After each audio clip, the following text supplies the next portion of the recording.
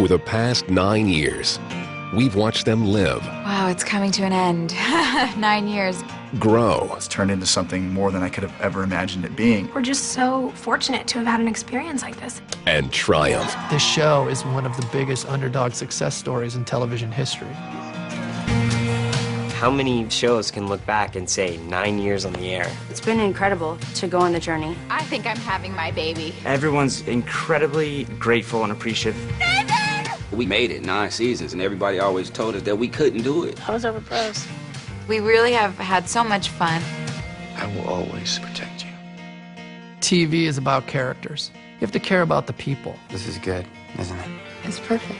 We've gone through not only our ups and downs as individuals, but our ups and downs with each other. Let's do something great today. Tonight, creator Mark Schwann What I'll miss the most about making the show are the relationships. and the cast of One Tree Hill It resonates with people on a very personal level. look back on an incredible journey of the friends we've come to know and love. I feel like I have a history and I have a family. Marry me, Quincy. That's going to be the hardest to walk away from. Yes, of course I will. It's like having a friend or a loved one that you know you're not going to see anymore. I'm with you every day. And it is personally satisfying to say, like, what an accomplishment. It's one of the most amazing experiences I've ever had. You did it! We did it. It's immense and it's beautiful, and I don't think any of us will ever have an experience like this again.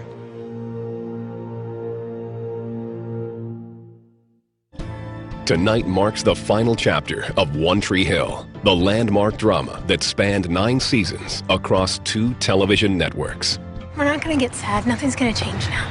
We'll all be friends forever. But before we say goodbye, we celebrate the people, the stories, and the music that made the small town of Tree Hill, North Carolina, a destination for millions of adoring fans. This was somewhat of a coming-of-age show. We met our characters as juniors in high school.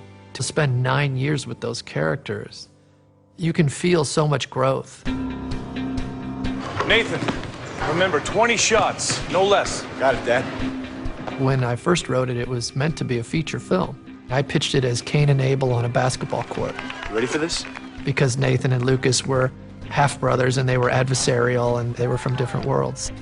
Creator Mark Schwann eventually decided to bring the story to television. In a movie, you're going to spend 2 hours in that world. Why don't you spend 22 hours a year in that world? But when the series premiere was moved to an earlier date, the show was faced with a challenging launch. 9 years ago, if you weren't in the advanced magazines, nobody knew your show was on. So when the show debuted, the ratings were very low. One Tree Hill premiered on September 23, 2003, featuring a young but enthusiastic cast. There's no way I could ever imagine that I'd be sitting here doing an interview for season 9 back when I was 18 years old when I first started the show. I was like, oh, this is pretty good. Nathan for the win. Holy crap, did you see that? So I called Mark and I was like, hey, Mark, I think this show can make it, man. Don't worry, Dad. Your dreams are still safe. The good news was that our ratings kept going up every week. And that doesn't really happen. Whoever saw the show was still watching the show. And each week, a few more people would find the show. When you're ready, I'll be too. By mid-season, season 1, we were a hit. Before the first year drew to a close, a fiercely loyal fan base began to form. One of my favorite memories was getting the phone call from Tony DeSanto at MTV and said, are you watching this? I said, no, I'm on the West Coast. He goes, people are outside, they're out of control. It's as big as when Eminem was here last week. I said, for what? He goes, for your One Tree Hill kids. And that was a really good memory because we knew we had caught some traction and the show started taking off. And I think with each year that passed, we did get a little bit more confidence moving forward that maybe we would come back. Every season, we'd be on the bubble, and we would seemingly win every online poll. And the fans would bombard the network with basketballs or things that were significant to a storyline that season. We've all had this really special experience with our fans because we were all kind of riding the same anxiety every year. Is this show going to keep going? Are we going to get to keep telling these stories? And it created this bond. Thanks to the great story that Schwann and all the writers put out, this has been a marathon of a TV show in a great way. It's very rare, actually, that you see 9 seasons of a television show. It's just Hall of Fame status. This place will always be with you. Considering where we came from and considering the huge odds against us, There's not many more greater underdog success stories than ours. There is only one Tree Hill, and it's your home.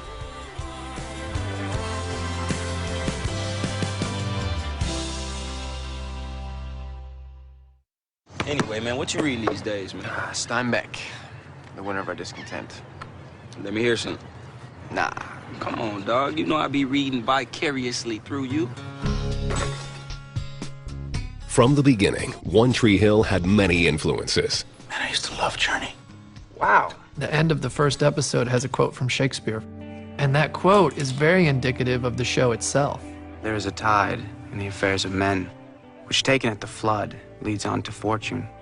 I was attracted to classic literature because I felt like the stories we were telling were about these kids in this time, and yet these quotes from hundreds of years ago applied perfectly to their situation.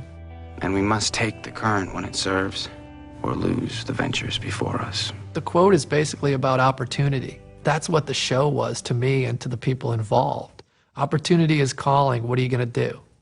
If music and literature provided the heart of the series, its soul came from a different place. I'm a fan of sports in general, how inspiring sports can be, and about how athletes can remind us that we all have greatness inside of us. It's a great terrain to set stories. Lucas Scott with the ball, alley-oops to Nathan. The Birds have taken flight. North Carolina is a basketball hotbed and a natural location for the series. I set One Tree Hill in Illinois because that's where I was from. But because of production concerns, the studio asked me to look at some warmer weather states. One of the states they wanted me to look at was North Carolina. Once I got there, it was beautiful. And they took me to look at Michael Jordan's high school gym. And I said, we're good. This will be perfect. And that was Laney High School, and that's where the Ravens played their basketball. The town of Wilmington provided the perfect backdrop. I know a place open all night. Let's roll. I was so captivated by the view of the town from Battleship Park. Our gaffers and our riggers lit that town so magically. Anytime you see us at the river court at night, all of those lights on the other side of the river are ours. When I was 17 years old, I was shooting for 14 hours a day on that river court, and it's turned into something more than I could have ever imagined it being, and that river court has been a fixture throughout this whole journey. Filming basketball sequences was made easier by the series' star player. As a sports fan, you want things to be authentic. When I got James Lafferty to play Nathan, he was living in Hemet, California, playing high school basketball. It was such a luxury to turn to the 6'2", 17-year-old kid and say, well, it says you have to dunk, so you have to dunk. He's so competitive, he just threw the dunk down.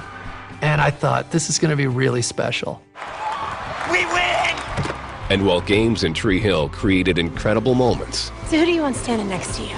it was the stories that rose to the top. It's okay. Go. I just felt like I understood young voices, and I always knew what the moments were going to be. When all my dreams come true, the one I want next to me, it's you. You know, that they were going to be more powerful and relevant than the actual sport.